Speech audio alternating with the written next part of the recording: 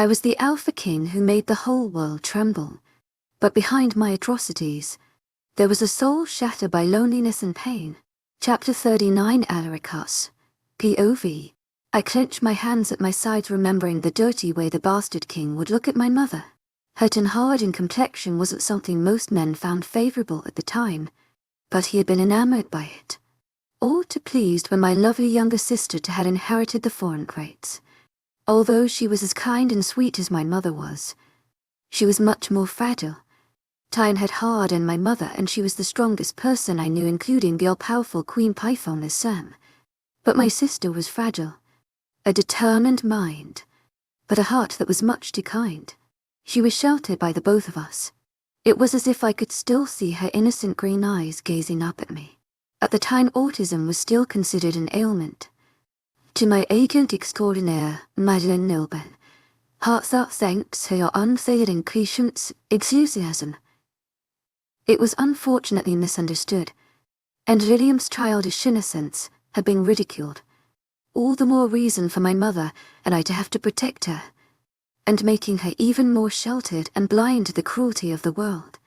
Keeping those memories locked away in my mind had become a habit.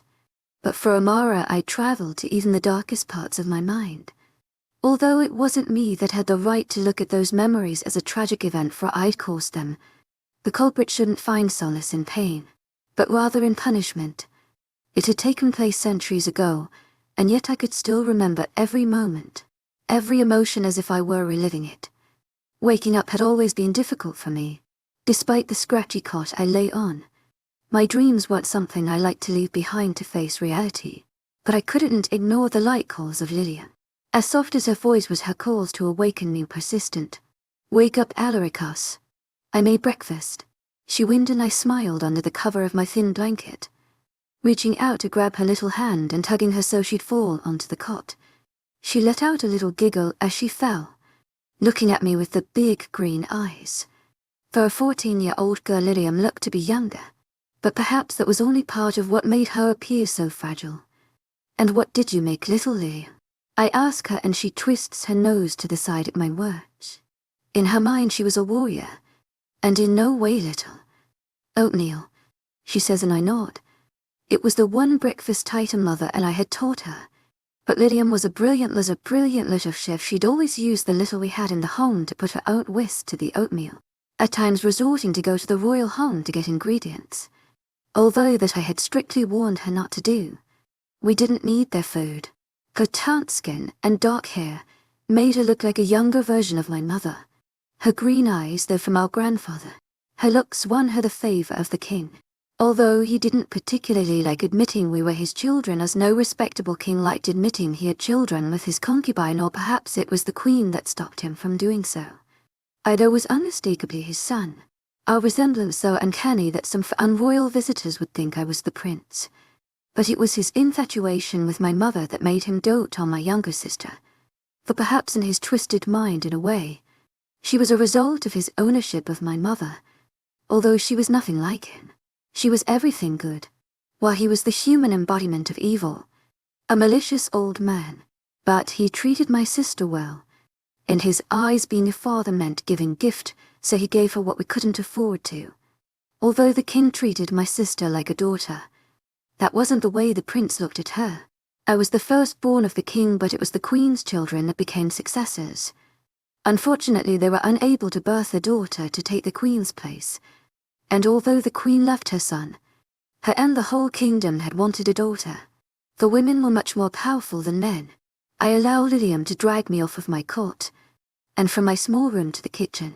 She stares at me proudly as I stand over the fire, pouring a bowl for myself from the small pot of oatmeal, blowing on the oatmeal I shovel in a spoonful, smiling at how eager she is to know if her new concoction is any good.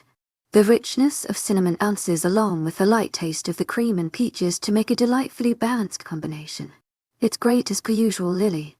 I tell her and she beams, so easily pleased. I made some for Mommy, but she's been out all morning. Lilium mumbles, frowning. We never spoke of Mother's work before Lilium, but she was an intuitive girl. The king's guests were to appear today, and how he enjoyed parading around his dark flower. He'd often force her to dance for them, She'll be back soon, Lily. Don't worry, just keep this oatmeal warm. And get yourself a bowl before I eat it all. I tell her, and she immediately scowls at me, the look foreign and childishly adorable on her innocent face. You wouldn't dare, she says, her scowl melting to giggling as I scarf down my bowl, making animated beast-like noises. You sound like Snuggly, she says in between giggles, and I give her an awkward smile at the mention of the young werewolf cub she'd speak to through the fence. She didn't know his name, so strangely she'd named him Snuggly. A beastly little wolf, and she'd named him Snuggly. The wolves were heinous, horrid creatures. From far they'd appear human, but upon closer inspection one could see they had canines and strangely colored eyes. There were packs of them that bordered around villages and kingdoms hoping to find prey, subdued by the fear of python isams. They didn't dare cross the fence unless their mate was on the other side. The males and females couldn't mate with one another, so they had mates of other species. For their mates they would do anything. Parents dreaded their sons and daughters being a werewolf's mate. The wolf, despite their relatively human-like appearance, were absolute primal creatures. Their lifestyles were no way for a human to live. They forced their mates to hunt upon innocent travelers and livestock young along with them. I fear for Liam. The wolf cub was too friendly with her. Putting my bowl aside with last night's dishes, deciding I'd do them later, I press a kiss to Liam's head. Washing up quickly, I make my way out of our small home. I hurry to the royal stables, not even stopping to greet any of the people that cared to return my greetings. We were harshly judged due to my mother's occupation, as if any of it were her choosing, or any of it their business. I make quick work of washing the royal horses. I'd been told last night the prince was coming in to ride them this morning. I despised him, as he did me. I was the firstborn of the king, and looked much like him, but he looked just like his mother, and much like her was quite ignored by the king. You take awfully long completing simple tasks, came a smooth masculine voice from behind me. My shoulders tense as I turned around, dreading what I knew I'd see. His blonde hair flows down to his shoulders, impeccably neat and silky, blue eyes blazing with hatred as he sneers down at me. Despite his much smaller frame, he still looked down at me from his nose. I don't see the point of keeping you around when I begin my rule, he says casually, but his eyes flash with malice. He knew in our small town a reject of the royals was never to find another job, but it was what he wanted to see me starve, to see me jobless. Although he didn't know I didn't wish to work here any more than he wished for my presence. Whatever you decide, I answer, turning back to the horses, but his next words have my fist clenching tightly around the mane of the horse, making it neigh in discomfort. Although if you'd sell me that little sister of yours, I'd reconsider, he says coyly. I wouldn't let you near my little sister, I answer through clenched teeth, my chest rising and falling rapidly as I struggle to breathe through the anger that courses through me. What a pity. It's a high honor to be a royal's little whore. Really, it can be quite fun too. Just ask your mother, he says, and my vision goes red as I turn around, my body coiling as I prepare to lunge at him to rest on my shoulders.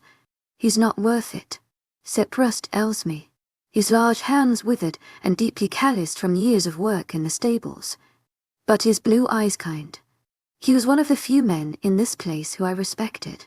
Your horse is ready, your majesty, Seprust tells the young prince. When's your sister going to be ready for me to mount her?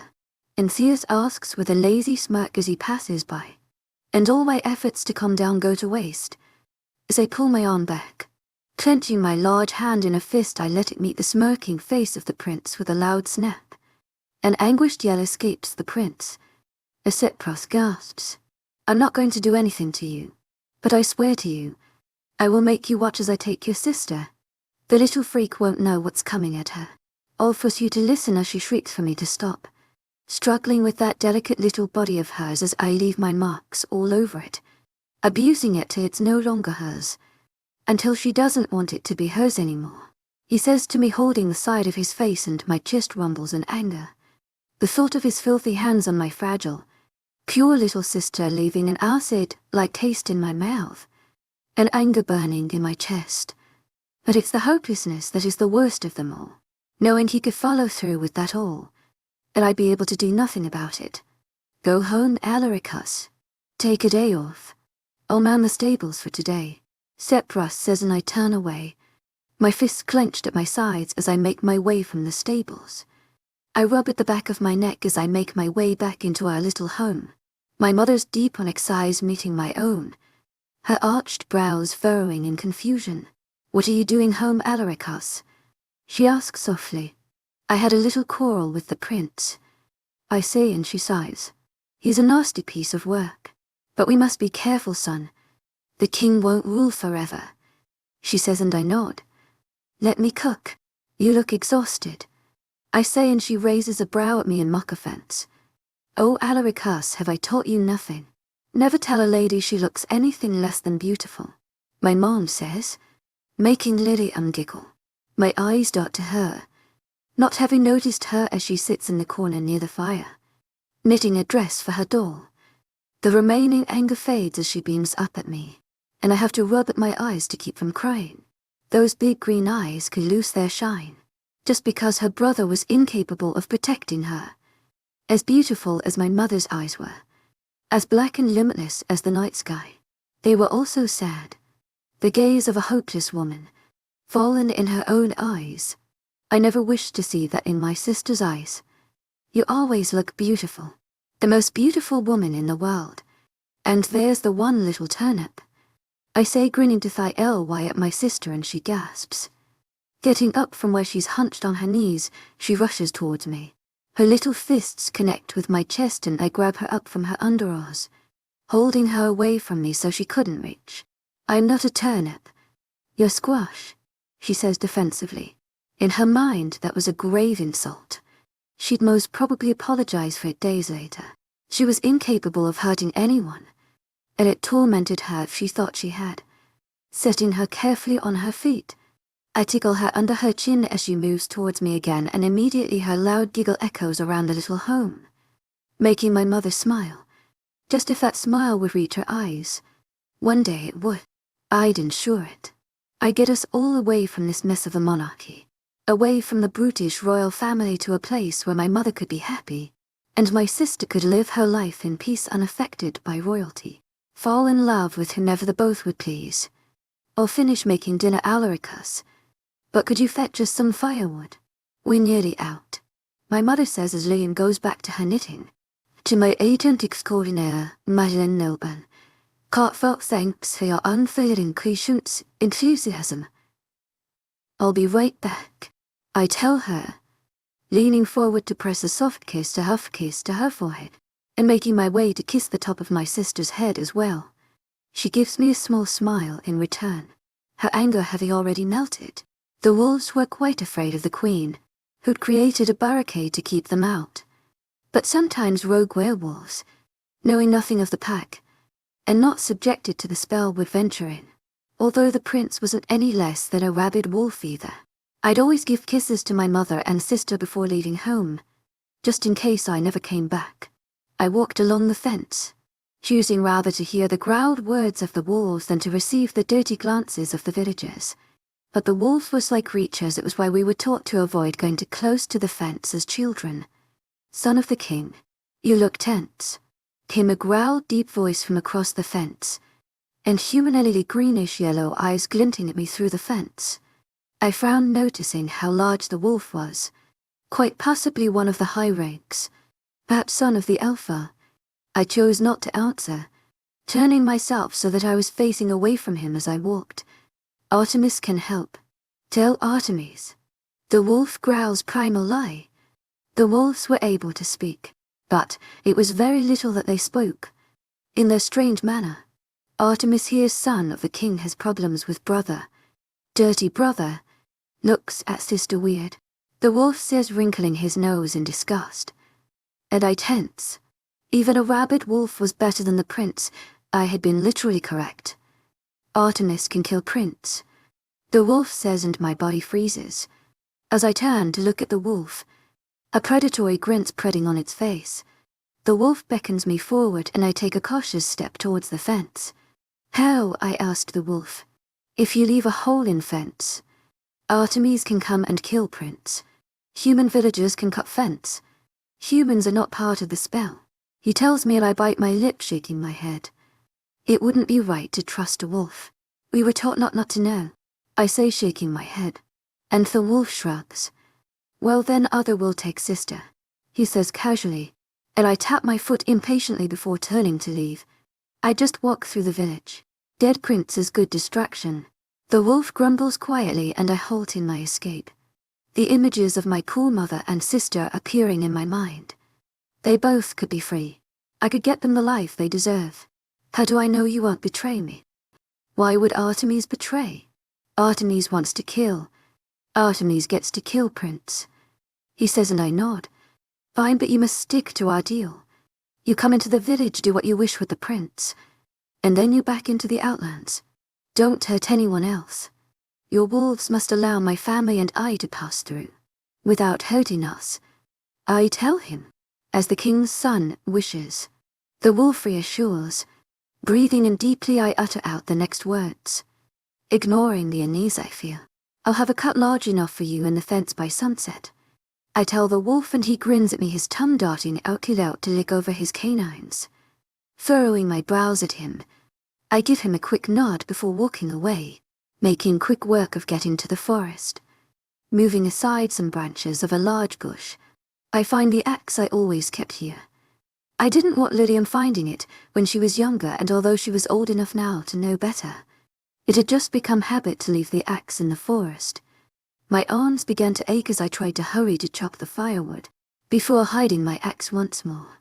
Tying together the logs, I hoisted them over my shoulder, beginning my walk back home.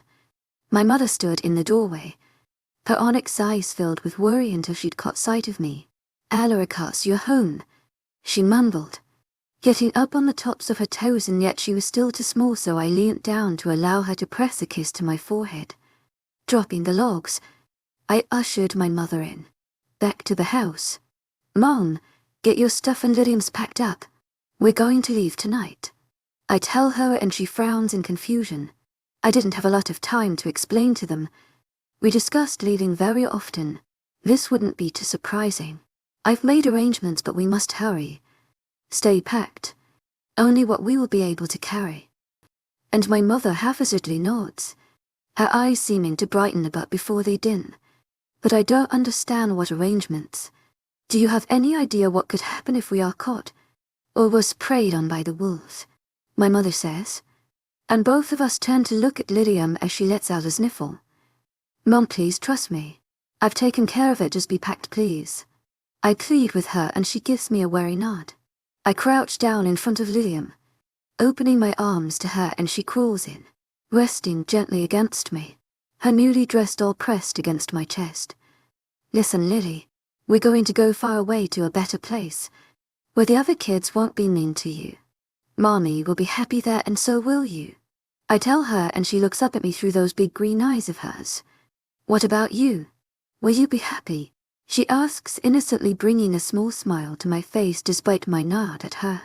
I'll be very happy, my little turnip, I say, and she smiles, ignoring the name. Okay, then we'll go, she says, and I huff out a laugh. I'm glad I've got Fairy Turnip's consent, I say, and she bows her head royally, making me chuckle. Eat with Mum, and take care of her. I'll be back soon to get the two of you, I tell her, and she nods, wrapping her thin arms tightly around my neck before letting me go. I press a kiss to her head, getting up to see my mom still watching the two of us, her dark eyes watery. Don't worry, we gotta get out of here, I tell her. I know. It's my job to protect you two, and here you are protecting me, she says sadly. You're a great mother, and I love you, both of you. I'll be back for you and we'll all be happy together, I tell her, pressing a kiss to her head. Before I make my way out of the cabin, I make my way to the far side of town. To avoid suspicion, I couldn't carry any large weapons with me. I'd simply have to make do with the small knife I always kept on me. Finally getting to the one place I knew no villagers would come, the supposedly haunted shack. The superstitious people truly believed it was haunted. I myself, though, had used it many times as an escape during my childhood when the cruel judgment of the villagers got to be too much. The knife makes a grinding noise as it works against the metal of the fence, my hands near trembling with the power inside of that plain, looking rusting fence. Humans weren't included in the spell, but we could still feel the power. The queen was a very powerful Pythonese Sam. She was a magical legend, but her love for the king was slowly ruining her, building an angst inside for her that the magic couldn't manifest along with. Magic needed stronger emotions, a motivation. The king's lack of feelings for her was making her lose motivation. Her emotions weren't strong enough to conjure strong magic. As I finish making the last cut, a loud growl sounds, and I see the greenish-yellow eyes glinting at me through the dark. I stiffen as they come closer. The hunger in his eyes makes me think that he might just attack me. Artemis gives out a low growl and gestures for me to leave. Without sparing another glance, I turn around, leaving him to his plans. I rush to make it to my home, running faster than I ever have. We needed enough time to escape without anyone suspecting anything and holding us back. Before the queen had time to discover and reseal the fence, I pant heavily as I make it to the cabin, quickly opening the door. I walk into the cabin calling out for my mother and Lydia, only to receive no response. My heart begins to race as I check around the small house, my cries for them growing desperate but to no avail. Walking into the kitchen, I hope they'd simply gone to one of the neighbors perhaps to fetch something, although that was unlikely. My blood runs cold as I see the small lavender-colored card, the royal summoning card of the king. Along with the inviting card always came guards to ensure the invited were unable to resist. The king would often send them for my mother. I allow the card to drop as I take off towards the palace, my heartbeat pulsing in my ears as I run, not even registering the growls around me. My mind not realizing in my panic that there shouldn't have been more than one growl resounding out in the central village. My legs push faster as the palace comes into view, and I'm soon breaking through the gates only to come to an abrupt halt as my eyes connect with a pair of red ones. The wolf runs at me, and iced and they're frozen, unable to move, caught in its gaze, but it stops its advance just meters before me. Artemis hasn't been the only wolf to enter. I'd been fooled. Artemis said wolves cannot touch king's other son. Go, the wolf says, and I sprint around him, making my way to the entrance, bell rising in my throat as I catch sight of the guards in the doors, their bodies torn and bangled, a heap of flesh and bones only recognizable by the remains of their uniform. Making my way into the palace, I make my way straight to the king's quarters, hoping my mother and sister were safe in there. I pass by the battered corpses of the people I'd worked alongside in the palace, my eyes steaming, but I don't stop running. The wolves allow me to pass, and I hope I don't encounter Artemis before I've located my mother and sister, for if I did, I was sure to try to rip him to pieces. Seeing the doors to the king's quarters, I rip them open, my knees crumbling beneath me as I catch sight of my mother laying down, clutching my sister to her chest. I walk closer on trembling legs, calling to them, but they don't turn. Putting a shaking hand on my mother's shoulder, I tug her to face me, Okasa keeping me as I catch sight of the blood on her dress. Her arm unfurls from around Lily, Ilium's white and purple dress covered in blood that streams from her throat, that had been ripped clean out. My mother's body littered with bruises and the claw marks covered in blood.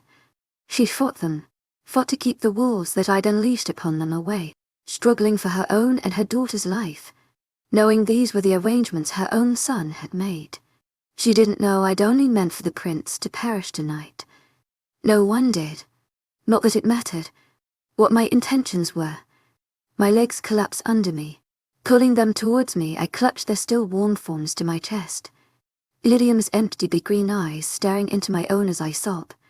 My body trembling, but I clutch them both tightly. Their blood staining me, but I can't let go.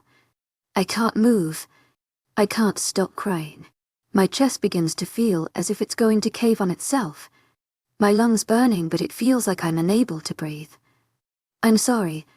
I'm so sorry. This is all my fault. I chant under my breath like a mantra.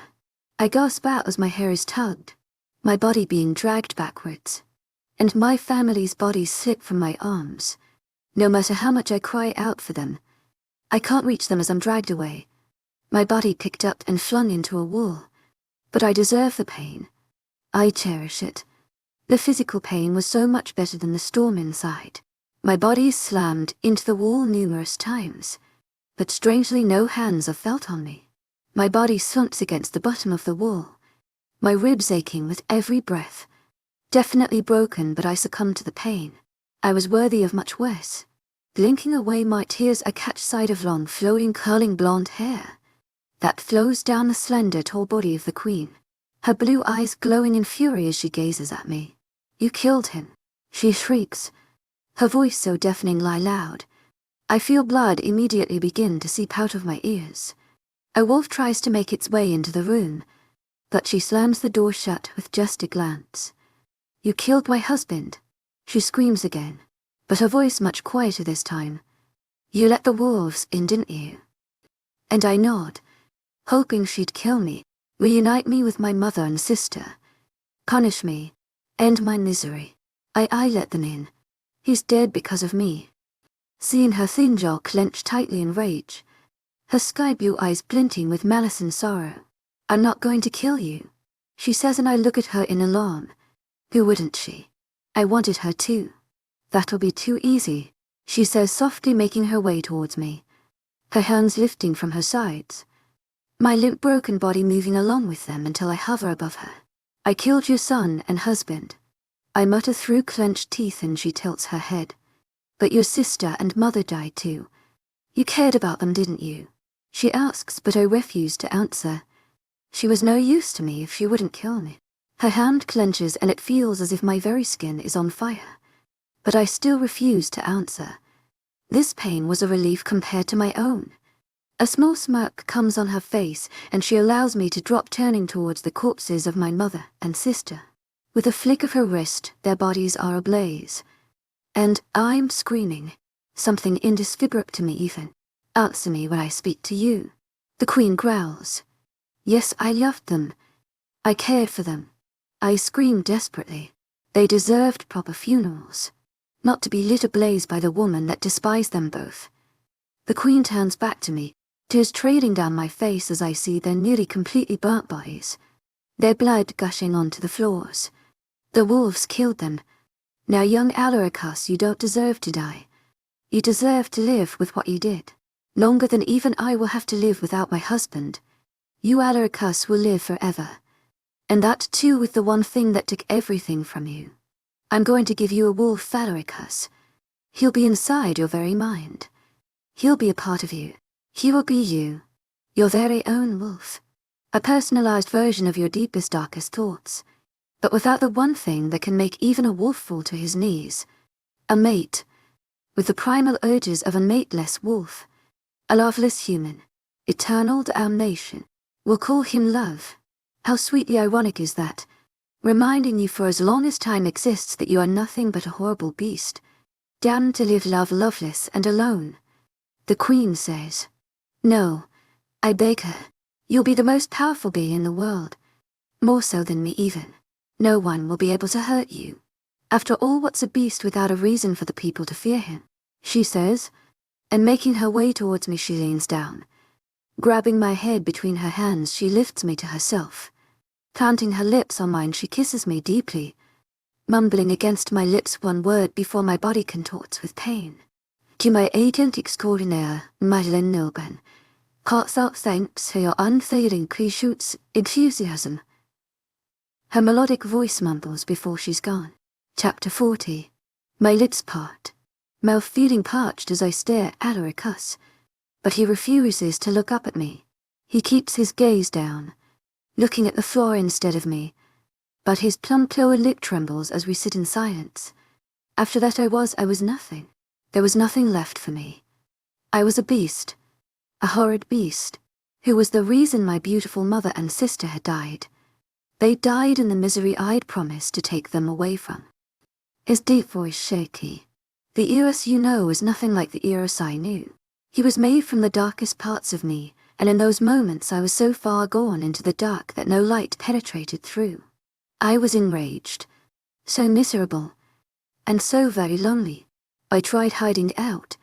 I tried killing myself, but the curse was immovable. I was stuck living. I was stuck with every dreaded breath, unable to stop them. After years I became so angry. I began hunting python-isams. He says, and I blink away the tears that trail silently down my pale cheeks. She was right. I was stronger than her. But not her curse. I hunted python-isams into extinction. Every creature on Earth that was even rumored to be related to witchcraft I ended. I hunted down the lines of the families, killing even their young that hadn't shown any signs of magic. There was a very low chance that an offspring may develop it later on. I wanted to ruin them for ruining me. And I did. They no longer exist. They haven't for centuries. But I saved her for last. His voice grows deeper as he speaks, something fractionally more primal. It was nearly a century later that I found her. She was the last one. I'd even removed the very evidence python-isams existed from the face of the earth. I knew she was far too grieved by the death of her husband and only son to even consider reaching out to another, let alone recreating. By then my reputation had grown. I was the feared beast. The monster some thought could only be a horrific legend. I killed her. His eyes seem merely void as he speaks, as if he didn't feel anything for what he'd done, as if he tried to push it down for years, and finally came up with the rewarding emptiness. She didn't beg me to stop like the others. In her eyes wasn't fear. It was relief. For in her eyes there was the loneliness that coursed deep through me with every passing moment. You don't know how it angered me to know I'd never get that relief. We had one thing in common: we were both miserable beings. Tired of our existence, and with her last breath, she said the one thing that would forever torment me. She thanked me. For python-isams. To my agent extraordinaire, Mylan Nilban. Heartfelt thanks for your unfailing patience, enthusiasm. They could to choose immortal life only to end with the death of the one who loved them. And they too loved. But the king didn't love her. She'd purposely made my curse this way, so I could kill her, but forever have to live in agony. I craved to beg him to stop, but I had asked. I would get through listening to his story. I wished to know. Every being on Earth quaked at my mere name, and it was how we liked it. We were the infamous Alpha King. Centuries had passed and I had grown so lonely that I just wanted people to recognize me, to feel something for me, even if it was fear. By then I'd gone insane. I craved chaos and the misery of others. I was despicable. I can't even remember some of it. It's all a blur to me now. There was nothing left for me. But it was one night. I was an insomniac. Still was until very recently. His eyes threatened to flicker up to me, but instead they go back to their position, gazing at his feet on the floor. I saw a young girl. She couldn't see. She was begging for change. When she removed her glasses, she had big green eyes, like Liam's. She smiled at me when I pressed a coin into her thin palm. Then she began to unbutton her dress, and upon being asked to stop, she told me this was the way the new world was. Nobody just did good anymore. For the first time in centuries I felt sick. I realized that for all the people out there innocent like my sister and mother, I was creating a world crafted to defeat the good within them, giving them a fate similar to one I'd given to my family, and I couldn't do it anymore. He pauses, a slight shiver passing through him. Eros didn't like that. Love is too powerful to be stopped by darkness. It forces its way into every part of you. He was a part of me, and every part of me loved my sister and mother. He hated the fact that we were hurting people like them. Alaricus explains. Eventually people began to forget, and to ensure that they forgot, I had all records of me burnt. All books mentioning me destroyed. Eventually wolves became more assimilated into human culture, less primal with the addition of human mates. Soon, I became just a horrific legend. Many wolves, though, passed down stories to their children, and many still believe them. They still know them. The alphas especially, they all know them, because alphas are made only by their power, and I'm the biggest threat to it. That book you found, I didn't have the heart to destroy it. It was written during the time I was Alpha King. I'd had it written myself, an accurate account of what the world used to be like. But even then I couldn't bear to see my part in the story, and I drifted out. Alaricus finishes off softly. We sit in complete silence for a few moments. My ragged breathing all that is heard throughout the vast library. Tears trail freely down my cheeks. Alarica sits completely still, as if afraid one move would send me running. His complete statue-like stature nearly alarming if it weren't for the shallow rise and fall of his broad chest, and the slight trembles of his lower lip, but they're nearly indistinguishable through my blurry vision. I take in a gasping breath. Leaning forward, I cup his jaw in my hands. I raise his face to mine. His bloodshot honey eyes meet mine, and he looks so broken, so vulnerable that I can't breathe. My heart seems to stop in my very chest as my eyes meet the ones of the man that the foolish organ seems to beat for. I lean closer to him, resting my forehead on his. I let my eyes fall shut, the tears falling freely. A choke sob escapes him, and my eyes open to look at him on their own accord. The deep ancient sorrow that fills them, the raw pain, makes my throat go dry. I let my body control my actions as my lips touch his plump parted trembling ones, the heat of them against my own, breathing warmth into me. I'm not leaving you, I say quietly, and he bites his lip, pulling away from my lips, tears running freely down his face, and he reaches for me. My body tenses as his arms wrap around my waist. Despite how much I crave his heat, crave for him to hold me close, to get lost in his large safe arms, I can't. My body completely tenses, held against its will. Every muscle begs to relax, to uncoil, unravel beneath the warmth of his touch. Every part of me recognizing him as ours. But I can't. Not for the sake of my sanity. I'm so sorry about your family, I say quietly, my hand pressed against his chest to keep him from coming closer. His hands form clenched fists on the sides of my waist, as he fights down the urge to grab me and pull me to him. He looks so very broken, so in need of comforting, for someone to just hold him, to tell him it was all over, and that he was safe now, safe from the ghost of his past, safe from the fear that had been left behind by time. Time could heal lonely flesh wounds. It was love that filled the cracks and drips of internal pain. His whole body trembles with the effort to keep from pulling me to him, and I can't take it anymore. My chest aches as I see the raw pain that's displayed so clearly within his eyes. He's been suppressing it for years and only now allowed it to surface. I can feel him nearly quake with fear. A man afraid of his own past. A man afraid of himself. Afraid that his own identity would send a woman he loves running. Pushing his outstretched arms away, I sink into his lap, my body molding into him, and a sigh of relief leaves him, as he inhales deeply, as if only now able to breathe. I couldn't allow him to be in pain any longer. It hurt me too. I press my eyelids close, tears falling freely as I nuzzle my head into his chest, wishing for nothing more than to just feel him. I'm so sorry. I sob into his chest, my knuckles turning white with how forcefully I grip at his shirt, my fingers aching with the effort, but it seems harder to let go the hand to hold on. I wished it had never happened.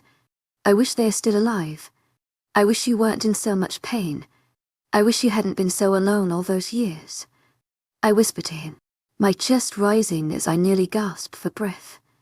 Wrapping his arms tightly around me, Alaricus lowers his head into the crook of my neck, holding me so close as if I was the only thing keeping him grounded. He holds me tighter than he ever has before, and yet there's no pain. Perhaps it wasn't possible for the one to love you, to hurt you. My lips part as I feel the deep breath that he releases onto the bare skin of my throat, my eyes threatening to fall shut as he nuzzles his head into me, my body struggling to keep up with my mind. Every fiber of me ached to love him so much he'd forget his sorrows, but my mind plagued me with the horrors of his past. What you did to those Python Sams was wrong, Alaricus, I tell him, and he stays silent, simply holding me to him. You couldn't possibly disagree, I say after a moment of waiting for him to speak. The man I knew couldn't possibly have hunted a whole species into extinction and not regret it, not be drowned by guilt. I didn't wish for him to hurt, but I wished for him to prove to me that he really was the man I thought he was. A good man. Alaricus, something please, I beg, lifting my chin to look into his eyes, that are clenched shut, but they shoot open as I gently touch the skin of his sharp jaw. His eyes seem conflicted, but they melt at the uncertainty in my own. I've spent years hating myself for what I did. I don't regret the deaths of that father or son, and a part of me doesn't regret the Queen's either. A part of me wished to blame it all on her, but it's not her fault.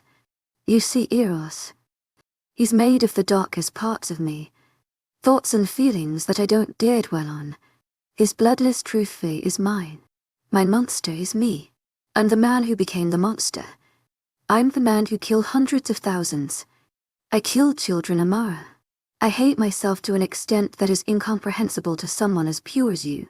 But I've learnt to push it down. I have no means to release this hatred.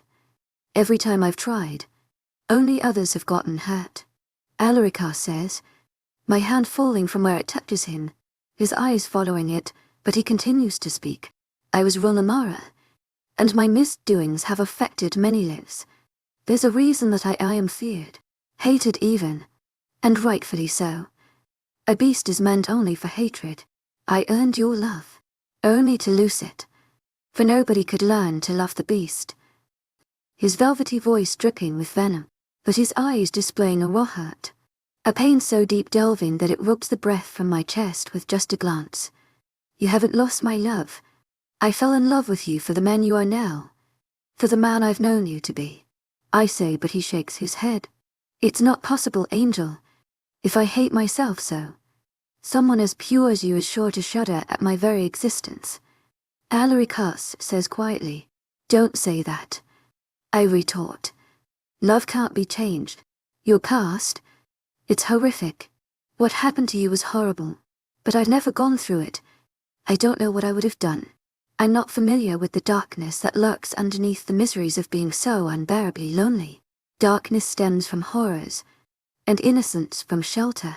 Compared to you, I've been sheltered all my life. I have no right to judge you. I've never faced your pain, but despite not having an inkling of an idea as to how much you've hurt, I love you, Adaricus, and regardless of what happens, I always will. I tell him softly.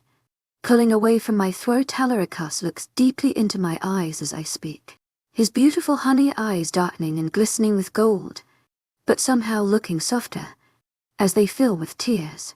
He bites into his bottom lip harshly, a pained whimper escaping his lips, the sound causing my heart to lurch painfully within my chest. So vulnerable, so pain-filled, so in need of comfort and reassurance. His arms tighten around my waist and he tugs me closer into his firm, broad chest. I love you so much that it makes me forget my own pains. The way I felt for you makes me forget the hatred I harbor for myself. The love for you overcomes it. For if I'm capable of loving someone like you, then maybe there's something within me that's not completely evil. That love I have for you is pure, something pure within my deranged, twisted form. You're more than just the woman I love. You're the woman that saved me, gave me something to hold on to hold on for. I can't repay that, but I'll spend eternity trying. He promises solemnly, making my heart tighten, the tears beginning to flow rapidly.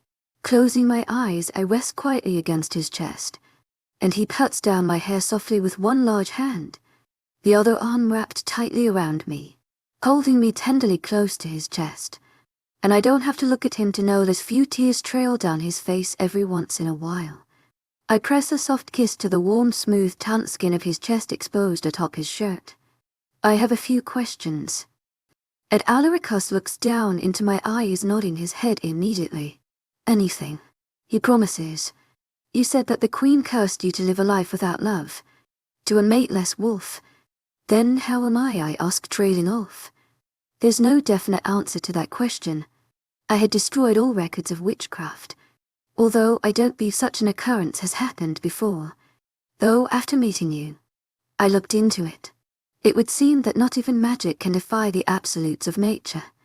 We're complete opposites, my love, but that is what brought us together. Two people so different could only balance each other. Two people so different had to be together. They belonged with each other, balancing each other out.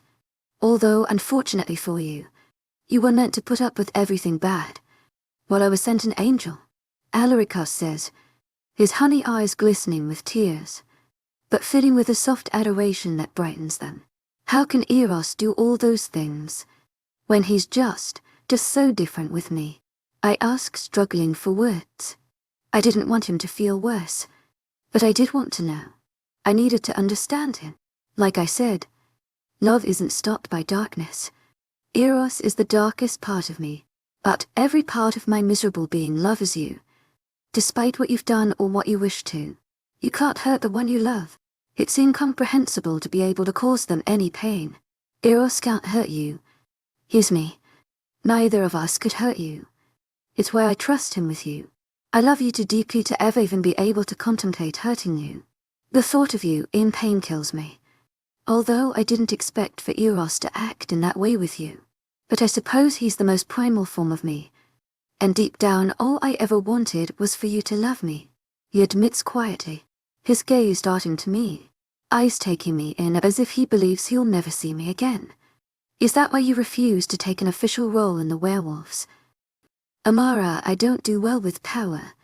Misery doesn't mix well with power. After what I'd done for years, the people I killed, the lives I ruined, I can't ever allow myself to hold any more power than I already do for being what I am. My very being is a curse, one that shouldn't be bestowed on anyone but me. I'm so sorry you have to suffer the repercussions of what I did, of what I am. I just can't bear to let you go. I told you I wasn't a good man. I'm selfish, but that's what's kept you with me, Alaricus says, his honey eyes darkened and stormy, his self-loathing so clear in his gaze that it sent a pang of pain to my heart. But you deserve better, Angel, and I love you far more than I care for myself. What do you want? Do you wish to be free of the beast that's plagued you for far too long? Alaricus asks, his jaw clenching tightly as he gazes down at me apprehensively, trying his best to hide the pain that's so clearly visible in his eyes, the fear of my answer, as if he has anything to fear. I love you, Alaricus, for the man you are now, for the man that knows the names of every single one of his staff, the man who looks at me and suddenly I don't feel as if I'm just ordinary anymore. The man who looks at me as if I'm the answer to every unanswered question, as if I'm a miracle. The man who cooks so diligently and gets along so well with children. The man who is seemingly at times a child himself. The man who holds me so tenderly and kisses me so deeply. I love you for all of that and so much more. I can't leave you. I won't leave you. I promise, and a small smile grows on his face, and compared to the horrid sorrow, it's like a drop of rain in the desert. His red plum lips tilting upward so simply, that deep dimple popping out on his smooth tan cheek. It's as if my eyes have a mind of their own as tears drop from the bottoms of my eyes, dampening my lashes before traveling the lengths of my cheeks. I'm sorry it still hurts. I'll spend the rest of my life trying to rid you of that pain, Alaricus Knight. I swear by it. We can't change the past, but we can build the future together. This tragedy stemmed from inequality. That'll have to go, Alaricus. Python-isams are no more, but there are still different species. Humans and wolves. They shouldn't be unequal. Wolves don't need to be higher. Rebellion comes only from suppression. Harmony and peace can be achieved. I know it can. I tell him, pleading for him to understand with my eyes. Amara, the wolves are stronger. I'm not saying it makes them superior, but it is the truth. The alphas will never give up this superiority. We have a war on our hands, one the humans won't be able to fight. No wolves will stand beside them. You have to understand, in the werewolf world, freedom isn't craved. Belonging is. They are men, but they are also wolf. You can ask even an omega, and they'd rather their place in the hierarchy than no place at all. Humans don't stand a chance. They are a part of the packs. The alphas will never let them go. Alaricus says, there isn't an alpha that would dare deny you, Alaricus. You understand this. You were once human. You understand the craving for freedom, for love without chains, the family without cold stone hierarchy. No alpha would dare stand against you. If you were to command it, not a single soul would dare to say no. With what authority do I command it? The only way for me to stay away from the darkness is to stay away from power. You don't understand how Eros and I respond to it. I won't let you see that side of me. I won't bring back that side of me, Angel. It'll do more harm than good. I'd do anything for you, but nothing to lose you. To fall in your eyes. I always thought when you found out you'd leave. And now I have hope. You've accepted me. I can't lose you now. Alaricus pleads with me, cupping my face tenderly in his large hands, his calloused warm thumbs stroking gently over the delicate skin of my cheeks. You had power but no one to share it with. Authority but no love. No genuine respect. I'm here this time. Eros would never deny me, and you know it. I'll be with you along the whole way. Claim your open position as Alpha King, but only to defeat the hierarchy. To end the battle. You need to step into the battlefield. It is the unfortunate truth. I won't let you go to the dark side.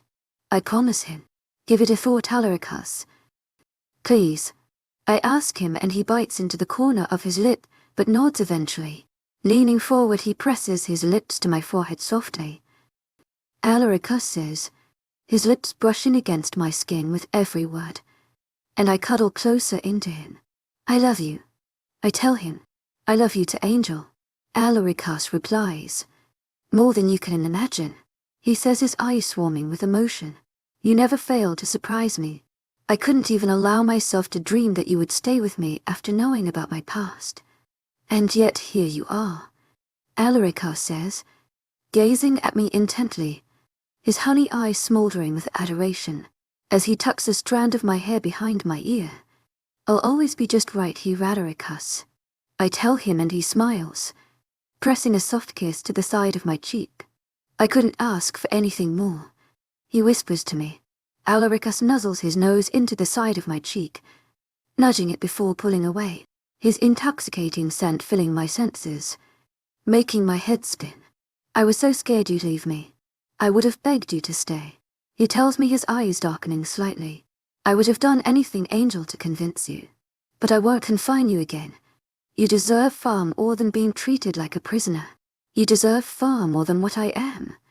My Angel will be held in the highest regards. And in no sense will you be a prisoner. If it were what you wished, I would have let you go. I will now. I don't think I could do it again. Offer to let you go. Alaricus tells me, his eyes glinting with gold. The more primal side of him surfacing at the mere thought of me leaving him. The instinct to keep his mate. His love by his side, making his eyes gleam dangerously. But the love he held for me burned much brighter within his eyes, overcoming any danger that had surfaced. I cup his face within my hands, shifting in his lap so that I'm sitting upright, my legs folded underneath me. You don't need to make me that offer, Alaricus. I wish to stay with you. You've captured my heart, and it remains your voluntary prisoner eternally. I love you, and I'm not going anywhere. I tell him and he wraps his arms around me, tugging me tightly to him, burying his face into my chest. The slight scruff on his cheeks brushing against the skin exposed atop my shirt as he nuzzles his head into me affectionately. Alaricus presses a soft kiss to the skin before resting his head peacefully onto my chest. I'd reassure him however many times he needed me to. I didn't want to leave him, but I couldn't possibly after knowing of all the pain he'd endured. I wouldn't be able to leave him. It would shatter him, return him to the darkness in which too long he'd dwelt. To my agent extraordinaire, mythical, heartfelt thanks for your unfailing patience, enthusiasm. Alaricus growls primal lie into my chest, tilting his chin up to look at me, resembling so a proud alpha wolf, eyes glinting majestically gold, a stark contrast to the sweet honey that rests within them, his gaze raking over me, making the gold soften lovingly, his beautiful eyes enchantingly warm. To my agent extraordinaire, mythical, heartfelt thanks for your unfailing patience, enthusiasm. I reply breathlessly,